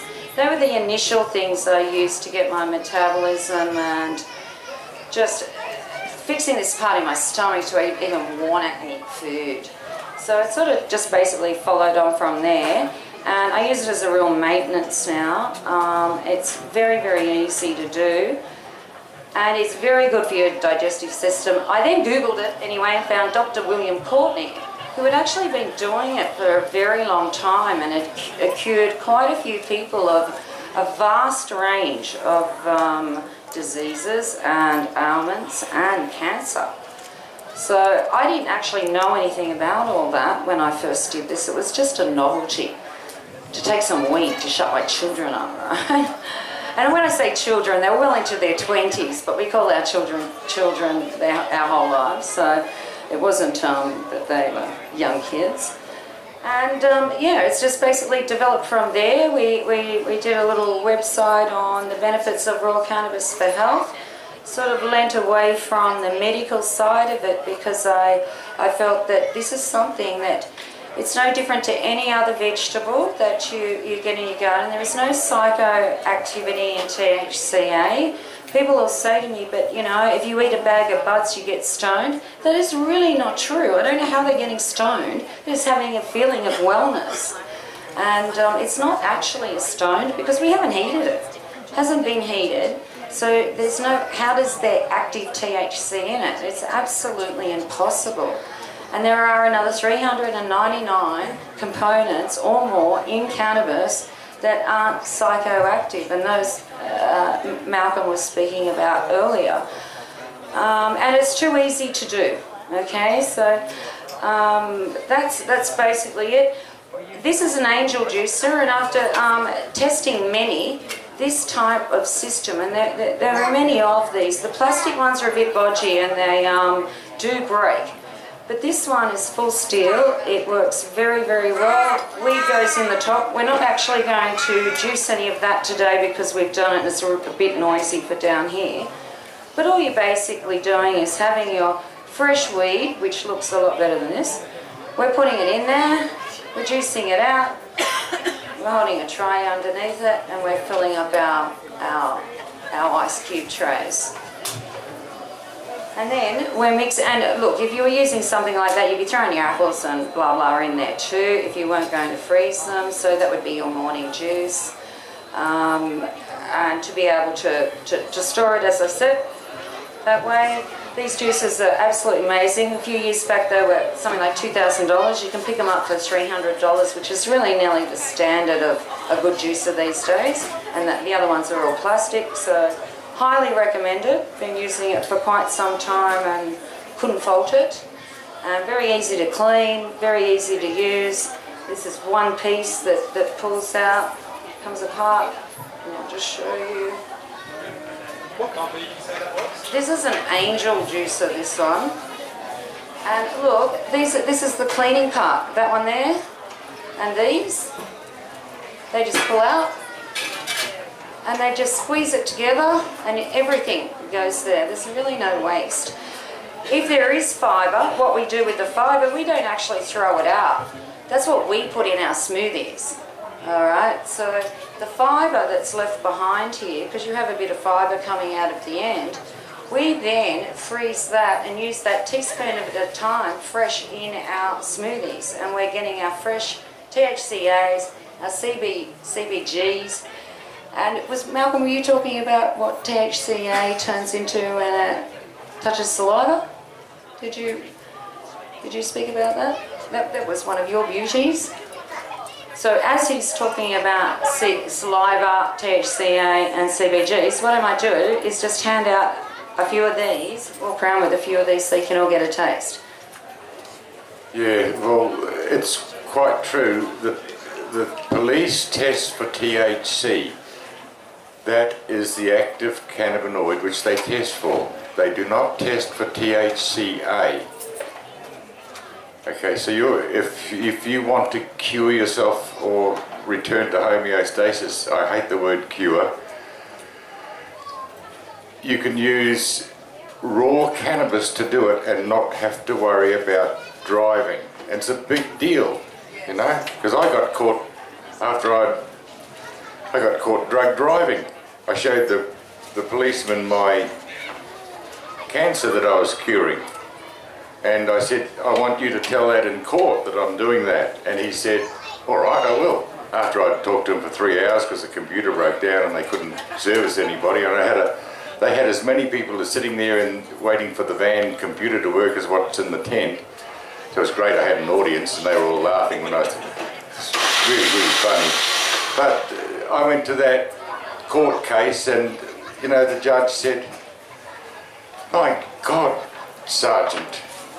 He said, I've never heard of anything in my life like this. Have you? And he says, what do you mean? And she said, surely something that you put on your arm won't go into your bloodstream. And the sergeant said, no, you're right. I don't know anything about it. So she's just added a year to my sentence, you know, of good behaviour. So that was interesting, that all of that education, years and years at university and police school and all the rest, and they don't know that you can put a nicotine patch on you and that the nicotine will go into your body. Or face cream. Or lipstick. Anything you put on yourself goes into you. So that's why cannabis balm is the best thing to put on yourself, except don't get it in your eyes, okay? It stings. That's the only proviso. Oh. Cheers. Cheers, thank you very much. To the future of legalisation, eh? Yeah, here it is. What we really have to do is try to get the government to declare marijuana or cannabis or gunja, whatever they want to bloody call it, declare it a vegetable. A vegetable, right? And then we've got it. Yes. I want to tell you that Stephen Barnes, currently in the Blue Mountains where I live, is undergoing court case because he decided to not give his two daughters who are suffering Crohn's disease pharmaceuticals because they were dying of that. And so he decided to grow plants in his backyard. The neighbour busted him he got busted for 127 plants.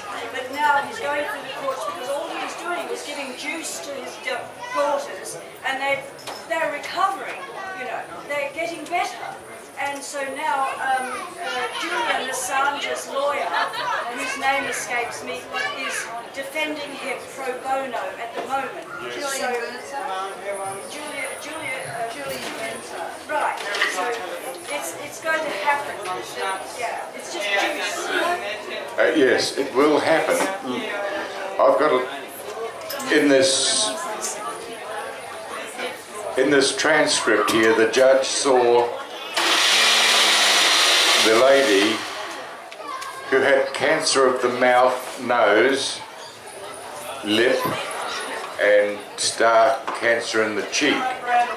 She came and got my oil, and she said that after a week of rubbing the oil on, after having 3 years of changing pharmaceuticals every month to try and get the pain relief for just this one precancerous thing on the lip, she tried my cannabis oil, and within 1 week she reckoned she could hit it with a hammer. I could hit it with a hammer, Malcolm. Well, my son's epileptic has been for 20 years until he's been taking the oil, and now for the last 8 months on just oil has not had a single seizure. Yeah, you know, I go ho-hum because I've just seen it so many times. Everyone gets excited, but I just go ho-hum. Anyway, it's when you've done enough of it, you just know that it works every time. And anyway, this lady, they were going to take half of her bum and manipulate it into a nose and put it on her face. And she didn't like it. That's when she got away from the pharmaceuticals. So she came and she finally found me. And 3 months after she was rubbing this cannabis on her nose, she went to the doctor, and there was not one cell that they could find which was cancerous. That included the star cancer on the cheek, the precancerous lip, and the nose, which was fully cancered and going back into the mouth. So when you say that cancer cannot be cured by cannabis, well, let me tell you that if you're still above or not too far below that line of endocannabinoid deficiency, you can come back. But there is a wilting point. Just like in botany, where you can give it as much water as you like, but the plant won't come back. And, you know, your stage 4 cancer's advanced. Not much you can do, I'm afraid. And everyone in the end is going to have his last breath or her last breath. It's just going to come. It's just, what I'm trying to say is that you should have a good disposition right up until that time that you die. And not be in pain and not have disease.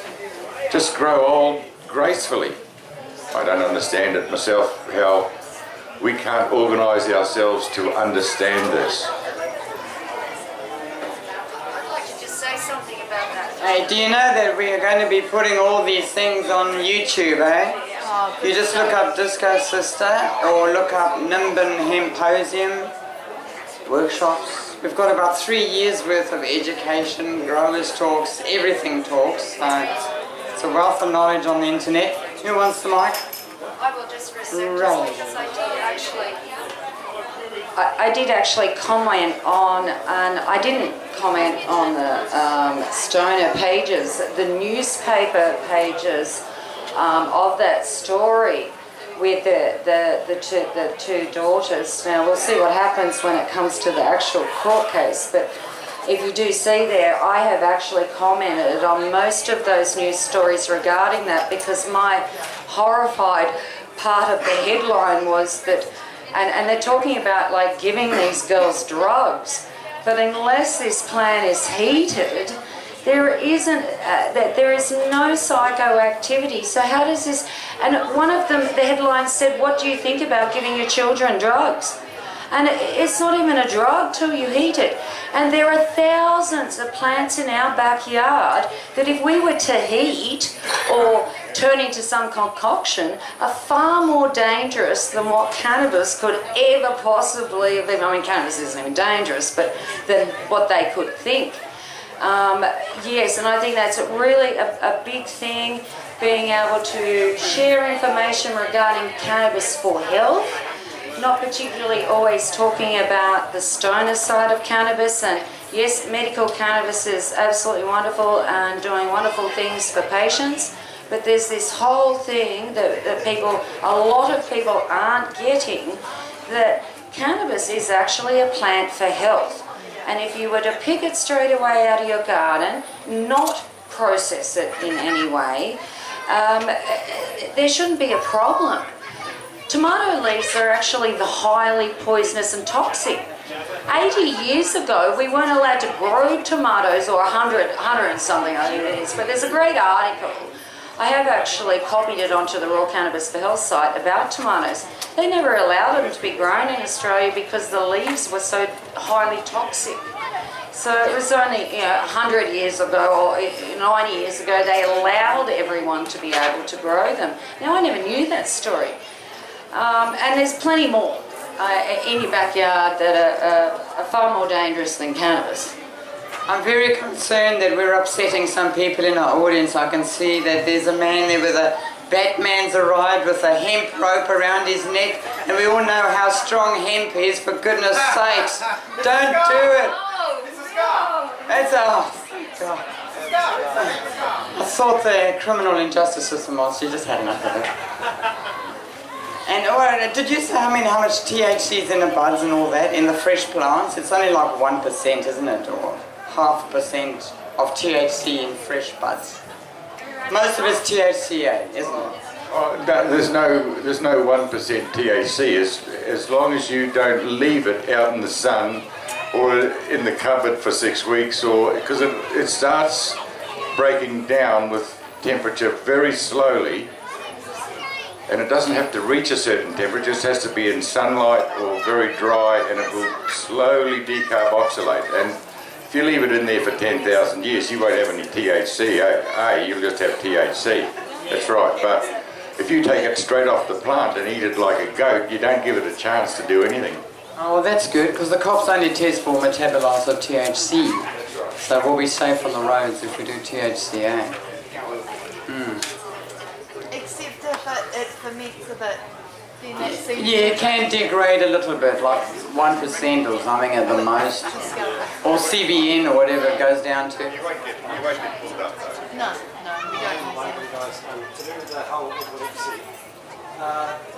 Children who are born with epilepsy, have they ever thought about checking the mother's cannabinoid levels to see how low her endocannabinoid system was, to why epilepsy actually exists in the first place?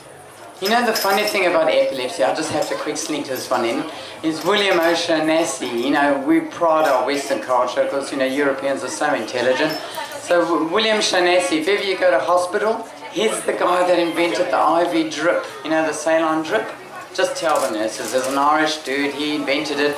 And in the 1880s, he's the one that successfully cured epilepsy in India, and you can Google all this. He wrote his treatise up, A Baby, Intractable Epilepsy, and how wonderful he did that. And he used to work for the Queen, so he's a very important doctor, William O'Shaughnessy. And then he invented the IV drip, see.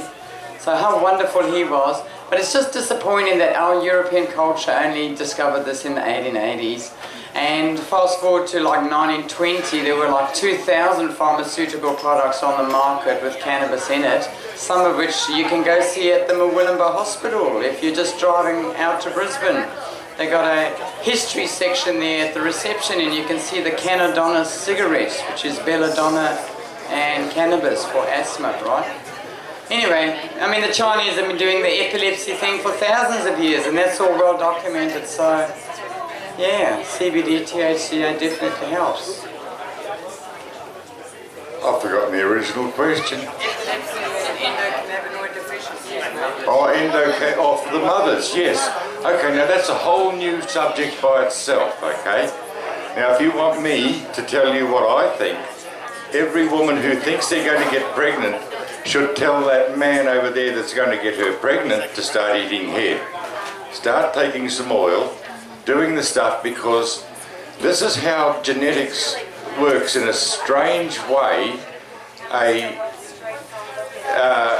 If you've got a problem, the genes can actually fire with under good cannabis conditions.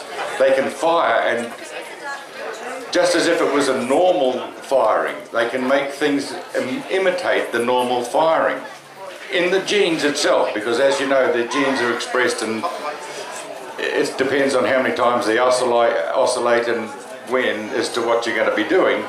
This thing puts it back into space. So you may be genetically buggered up, but if you take the cannabis, then what happens is that your sperm becomes much, much cleaner, your eggs a lot better. That's the way it is.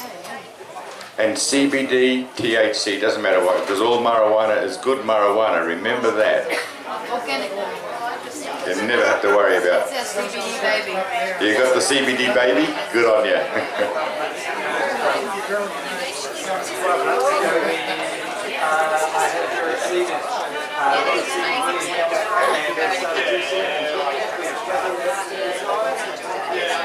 Yeah, there you go. If you can't get pregnant as Alicia couldn't, they started juicing, and all of a sudden you got a baby in your arms. Oh, a few other steps, I won't tell you about that. Yeah. So that's the importance of the whole genetic structure and what this stuff does to it.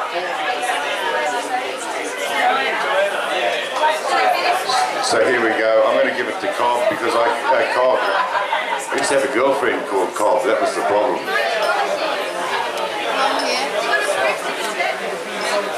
Yeah, just talked to this man here, Phil, and that rain. Anyway, he uses a press to extract the oil from the plant, a 40-ton press, and squeezes the oil out under high pressure. Yeah, you get a similar yield to my method with the alcohol. Yeah, so that's a pretty good idea. I might look into that. Alcohol costs a lot more money than electricity to do the job, does it? Bang, and natural is as most natural as you can get. You did right. So I'd be in on that. Knocked him over with the mic. Hey, I just wanted to say before we finish, we do have the medical workshops every couple of months, usually down at Bringabong, but just ring the Hemp Embassy. I think it's June the 9th is the next one. Just ring the embassy, we will tell you. Medical workshops and more live demos and just real civil activism. Are we all done? You're all done? We're all pooped and worn out? I don't know what's next on the program, but these guys are my heroes. And they should be voted as the Australian Citizens of the Year. Quite frankly. And so should you guys for all attending. You all have to get through the police roadblocks. God damn it. And don't forget to ring me.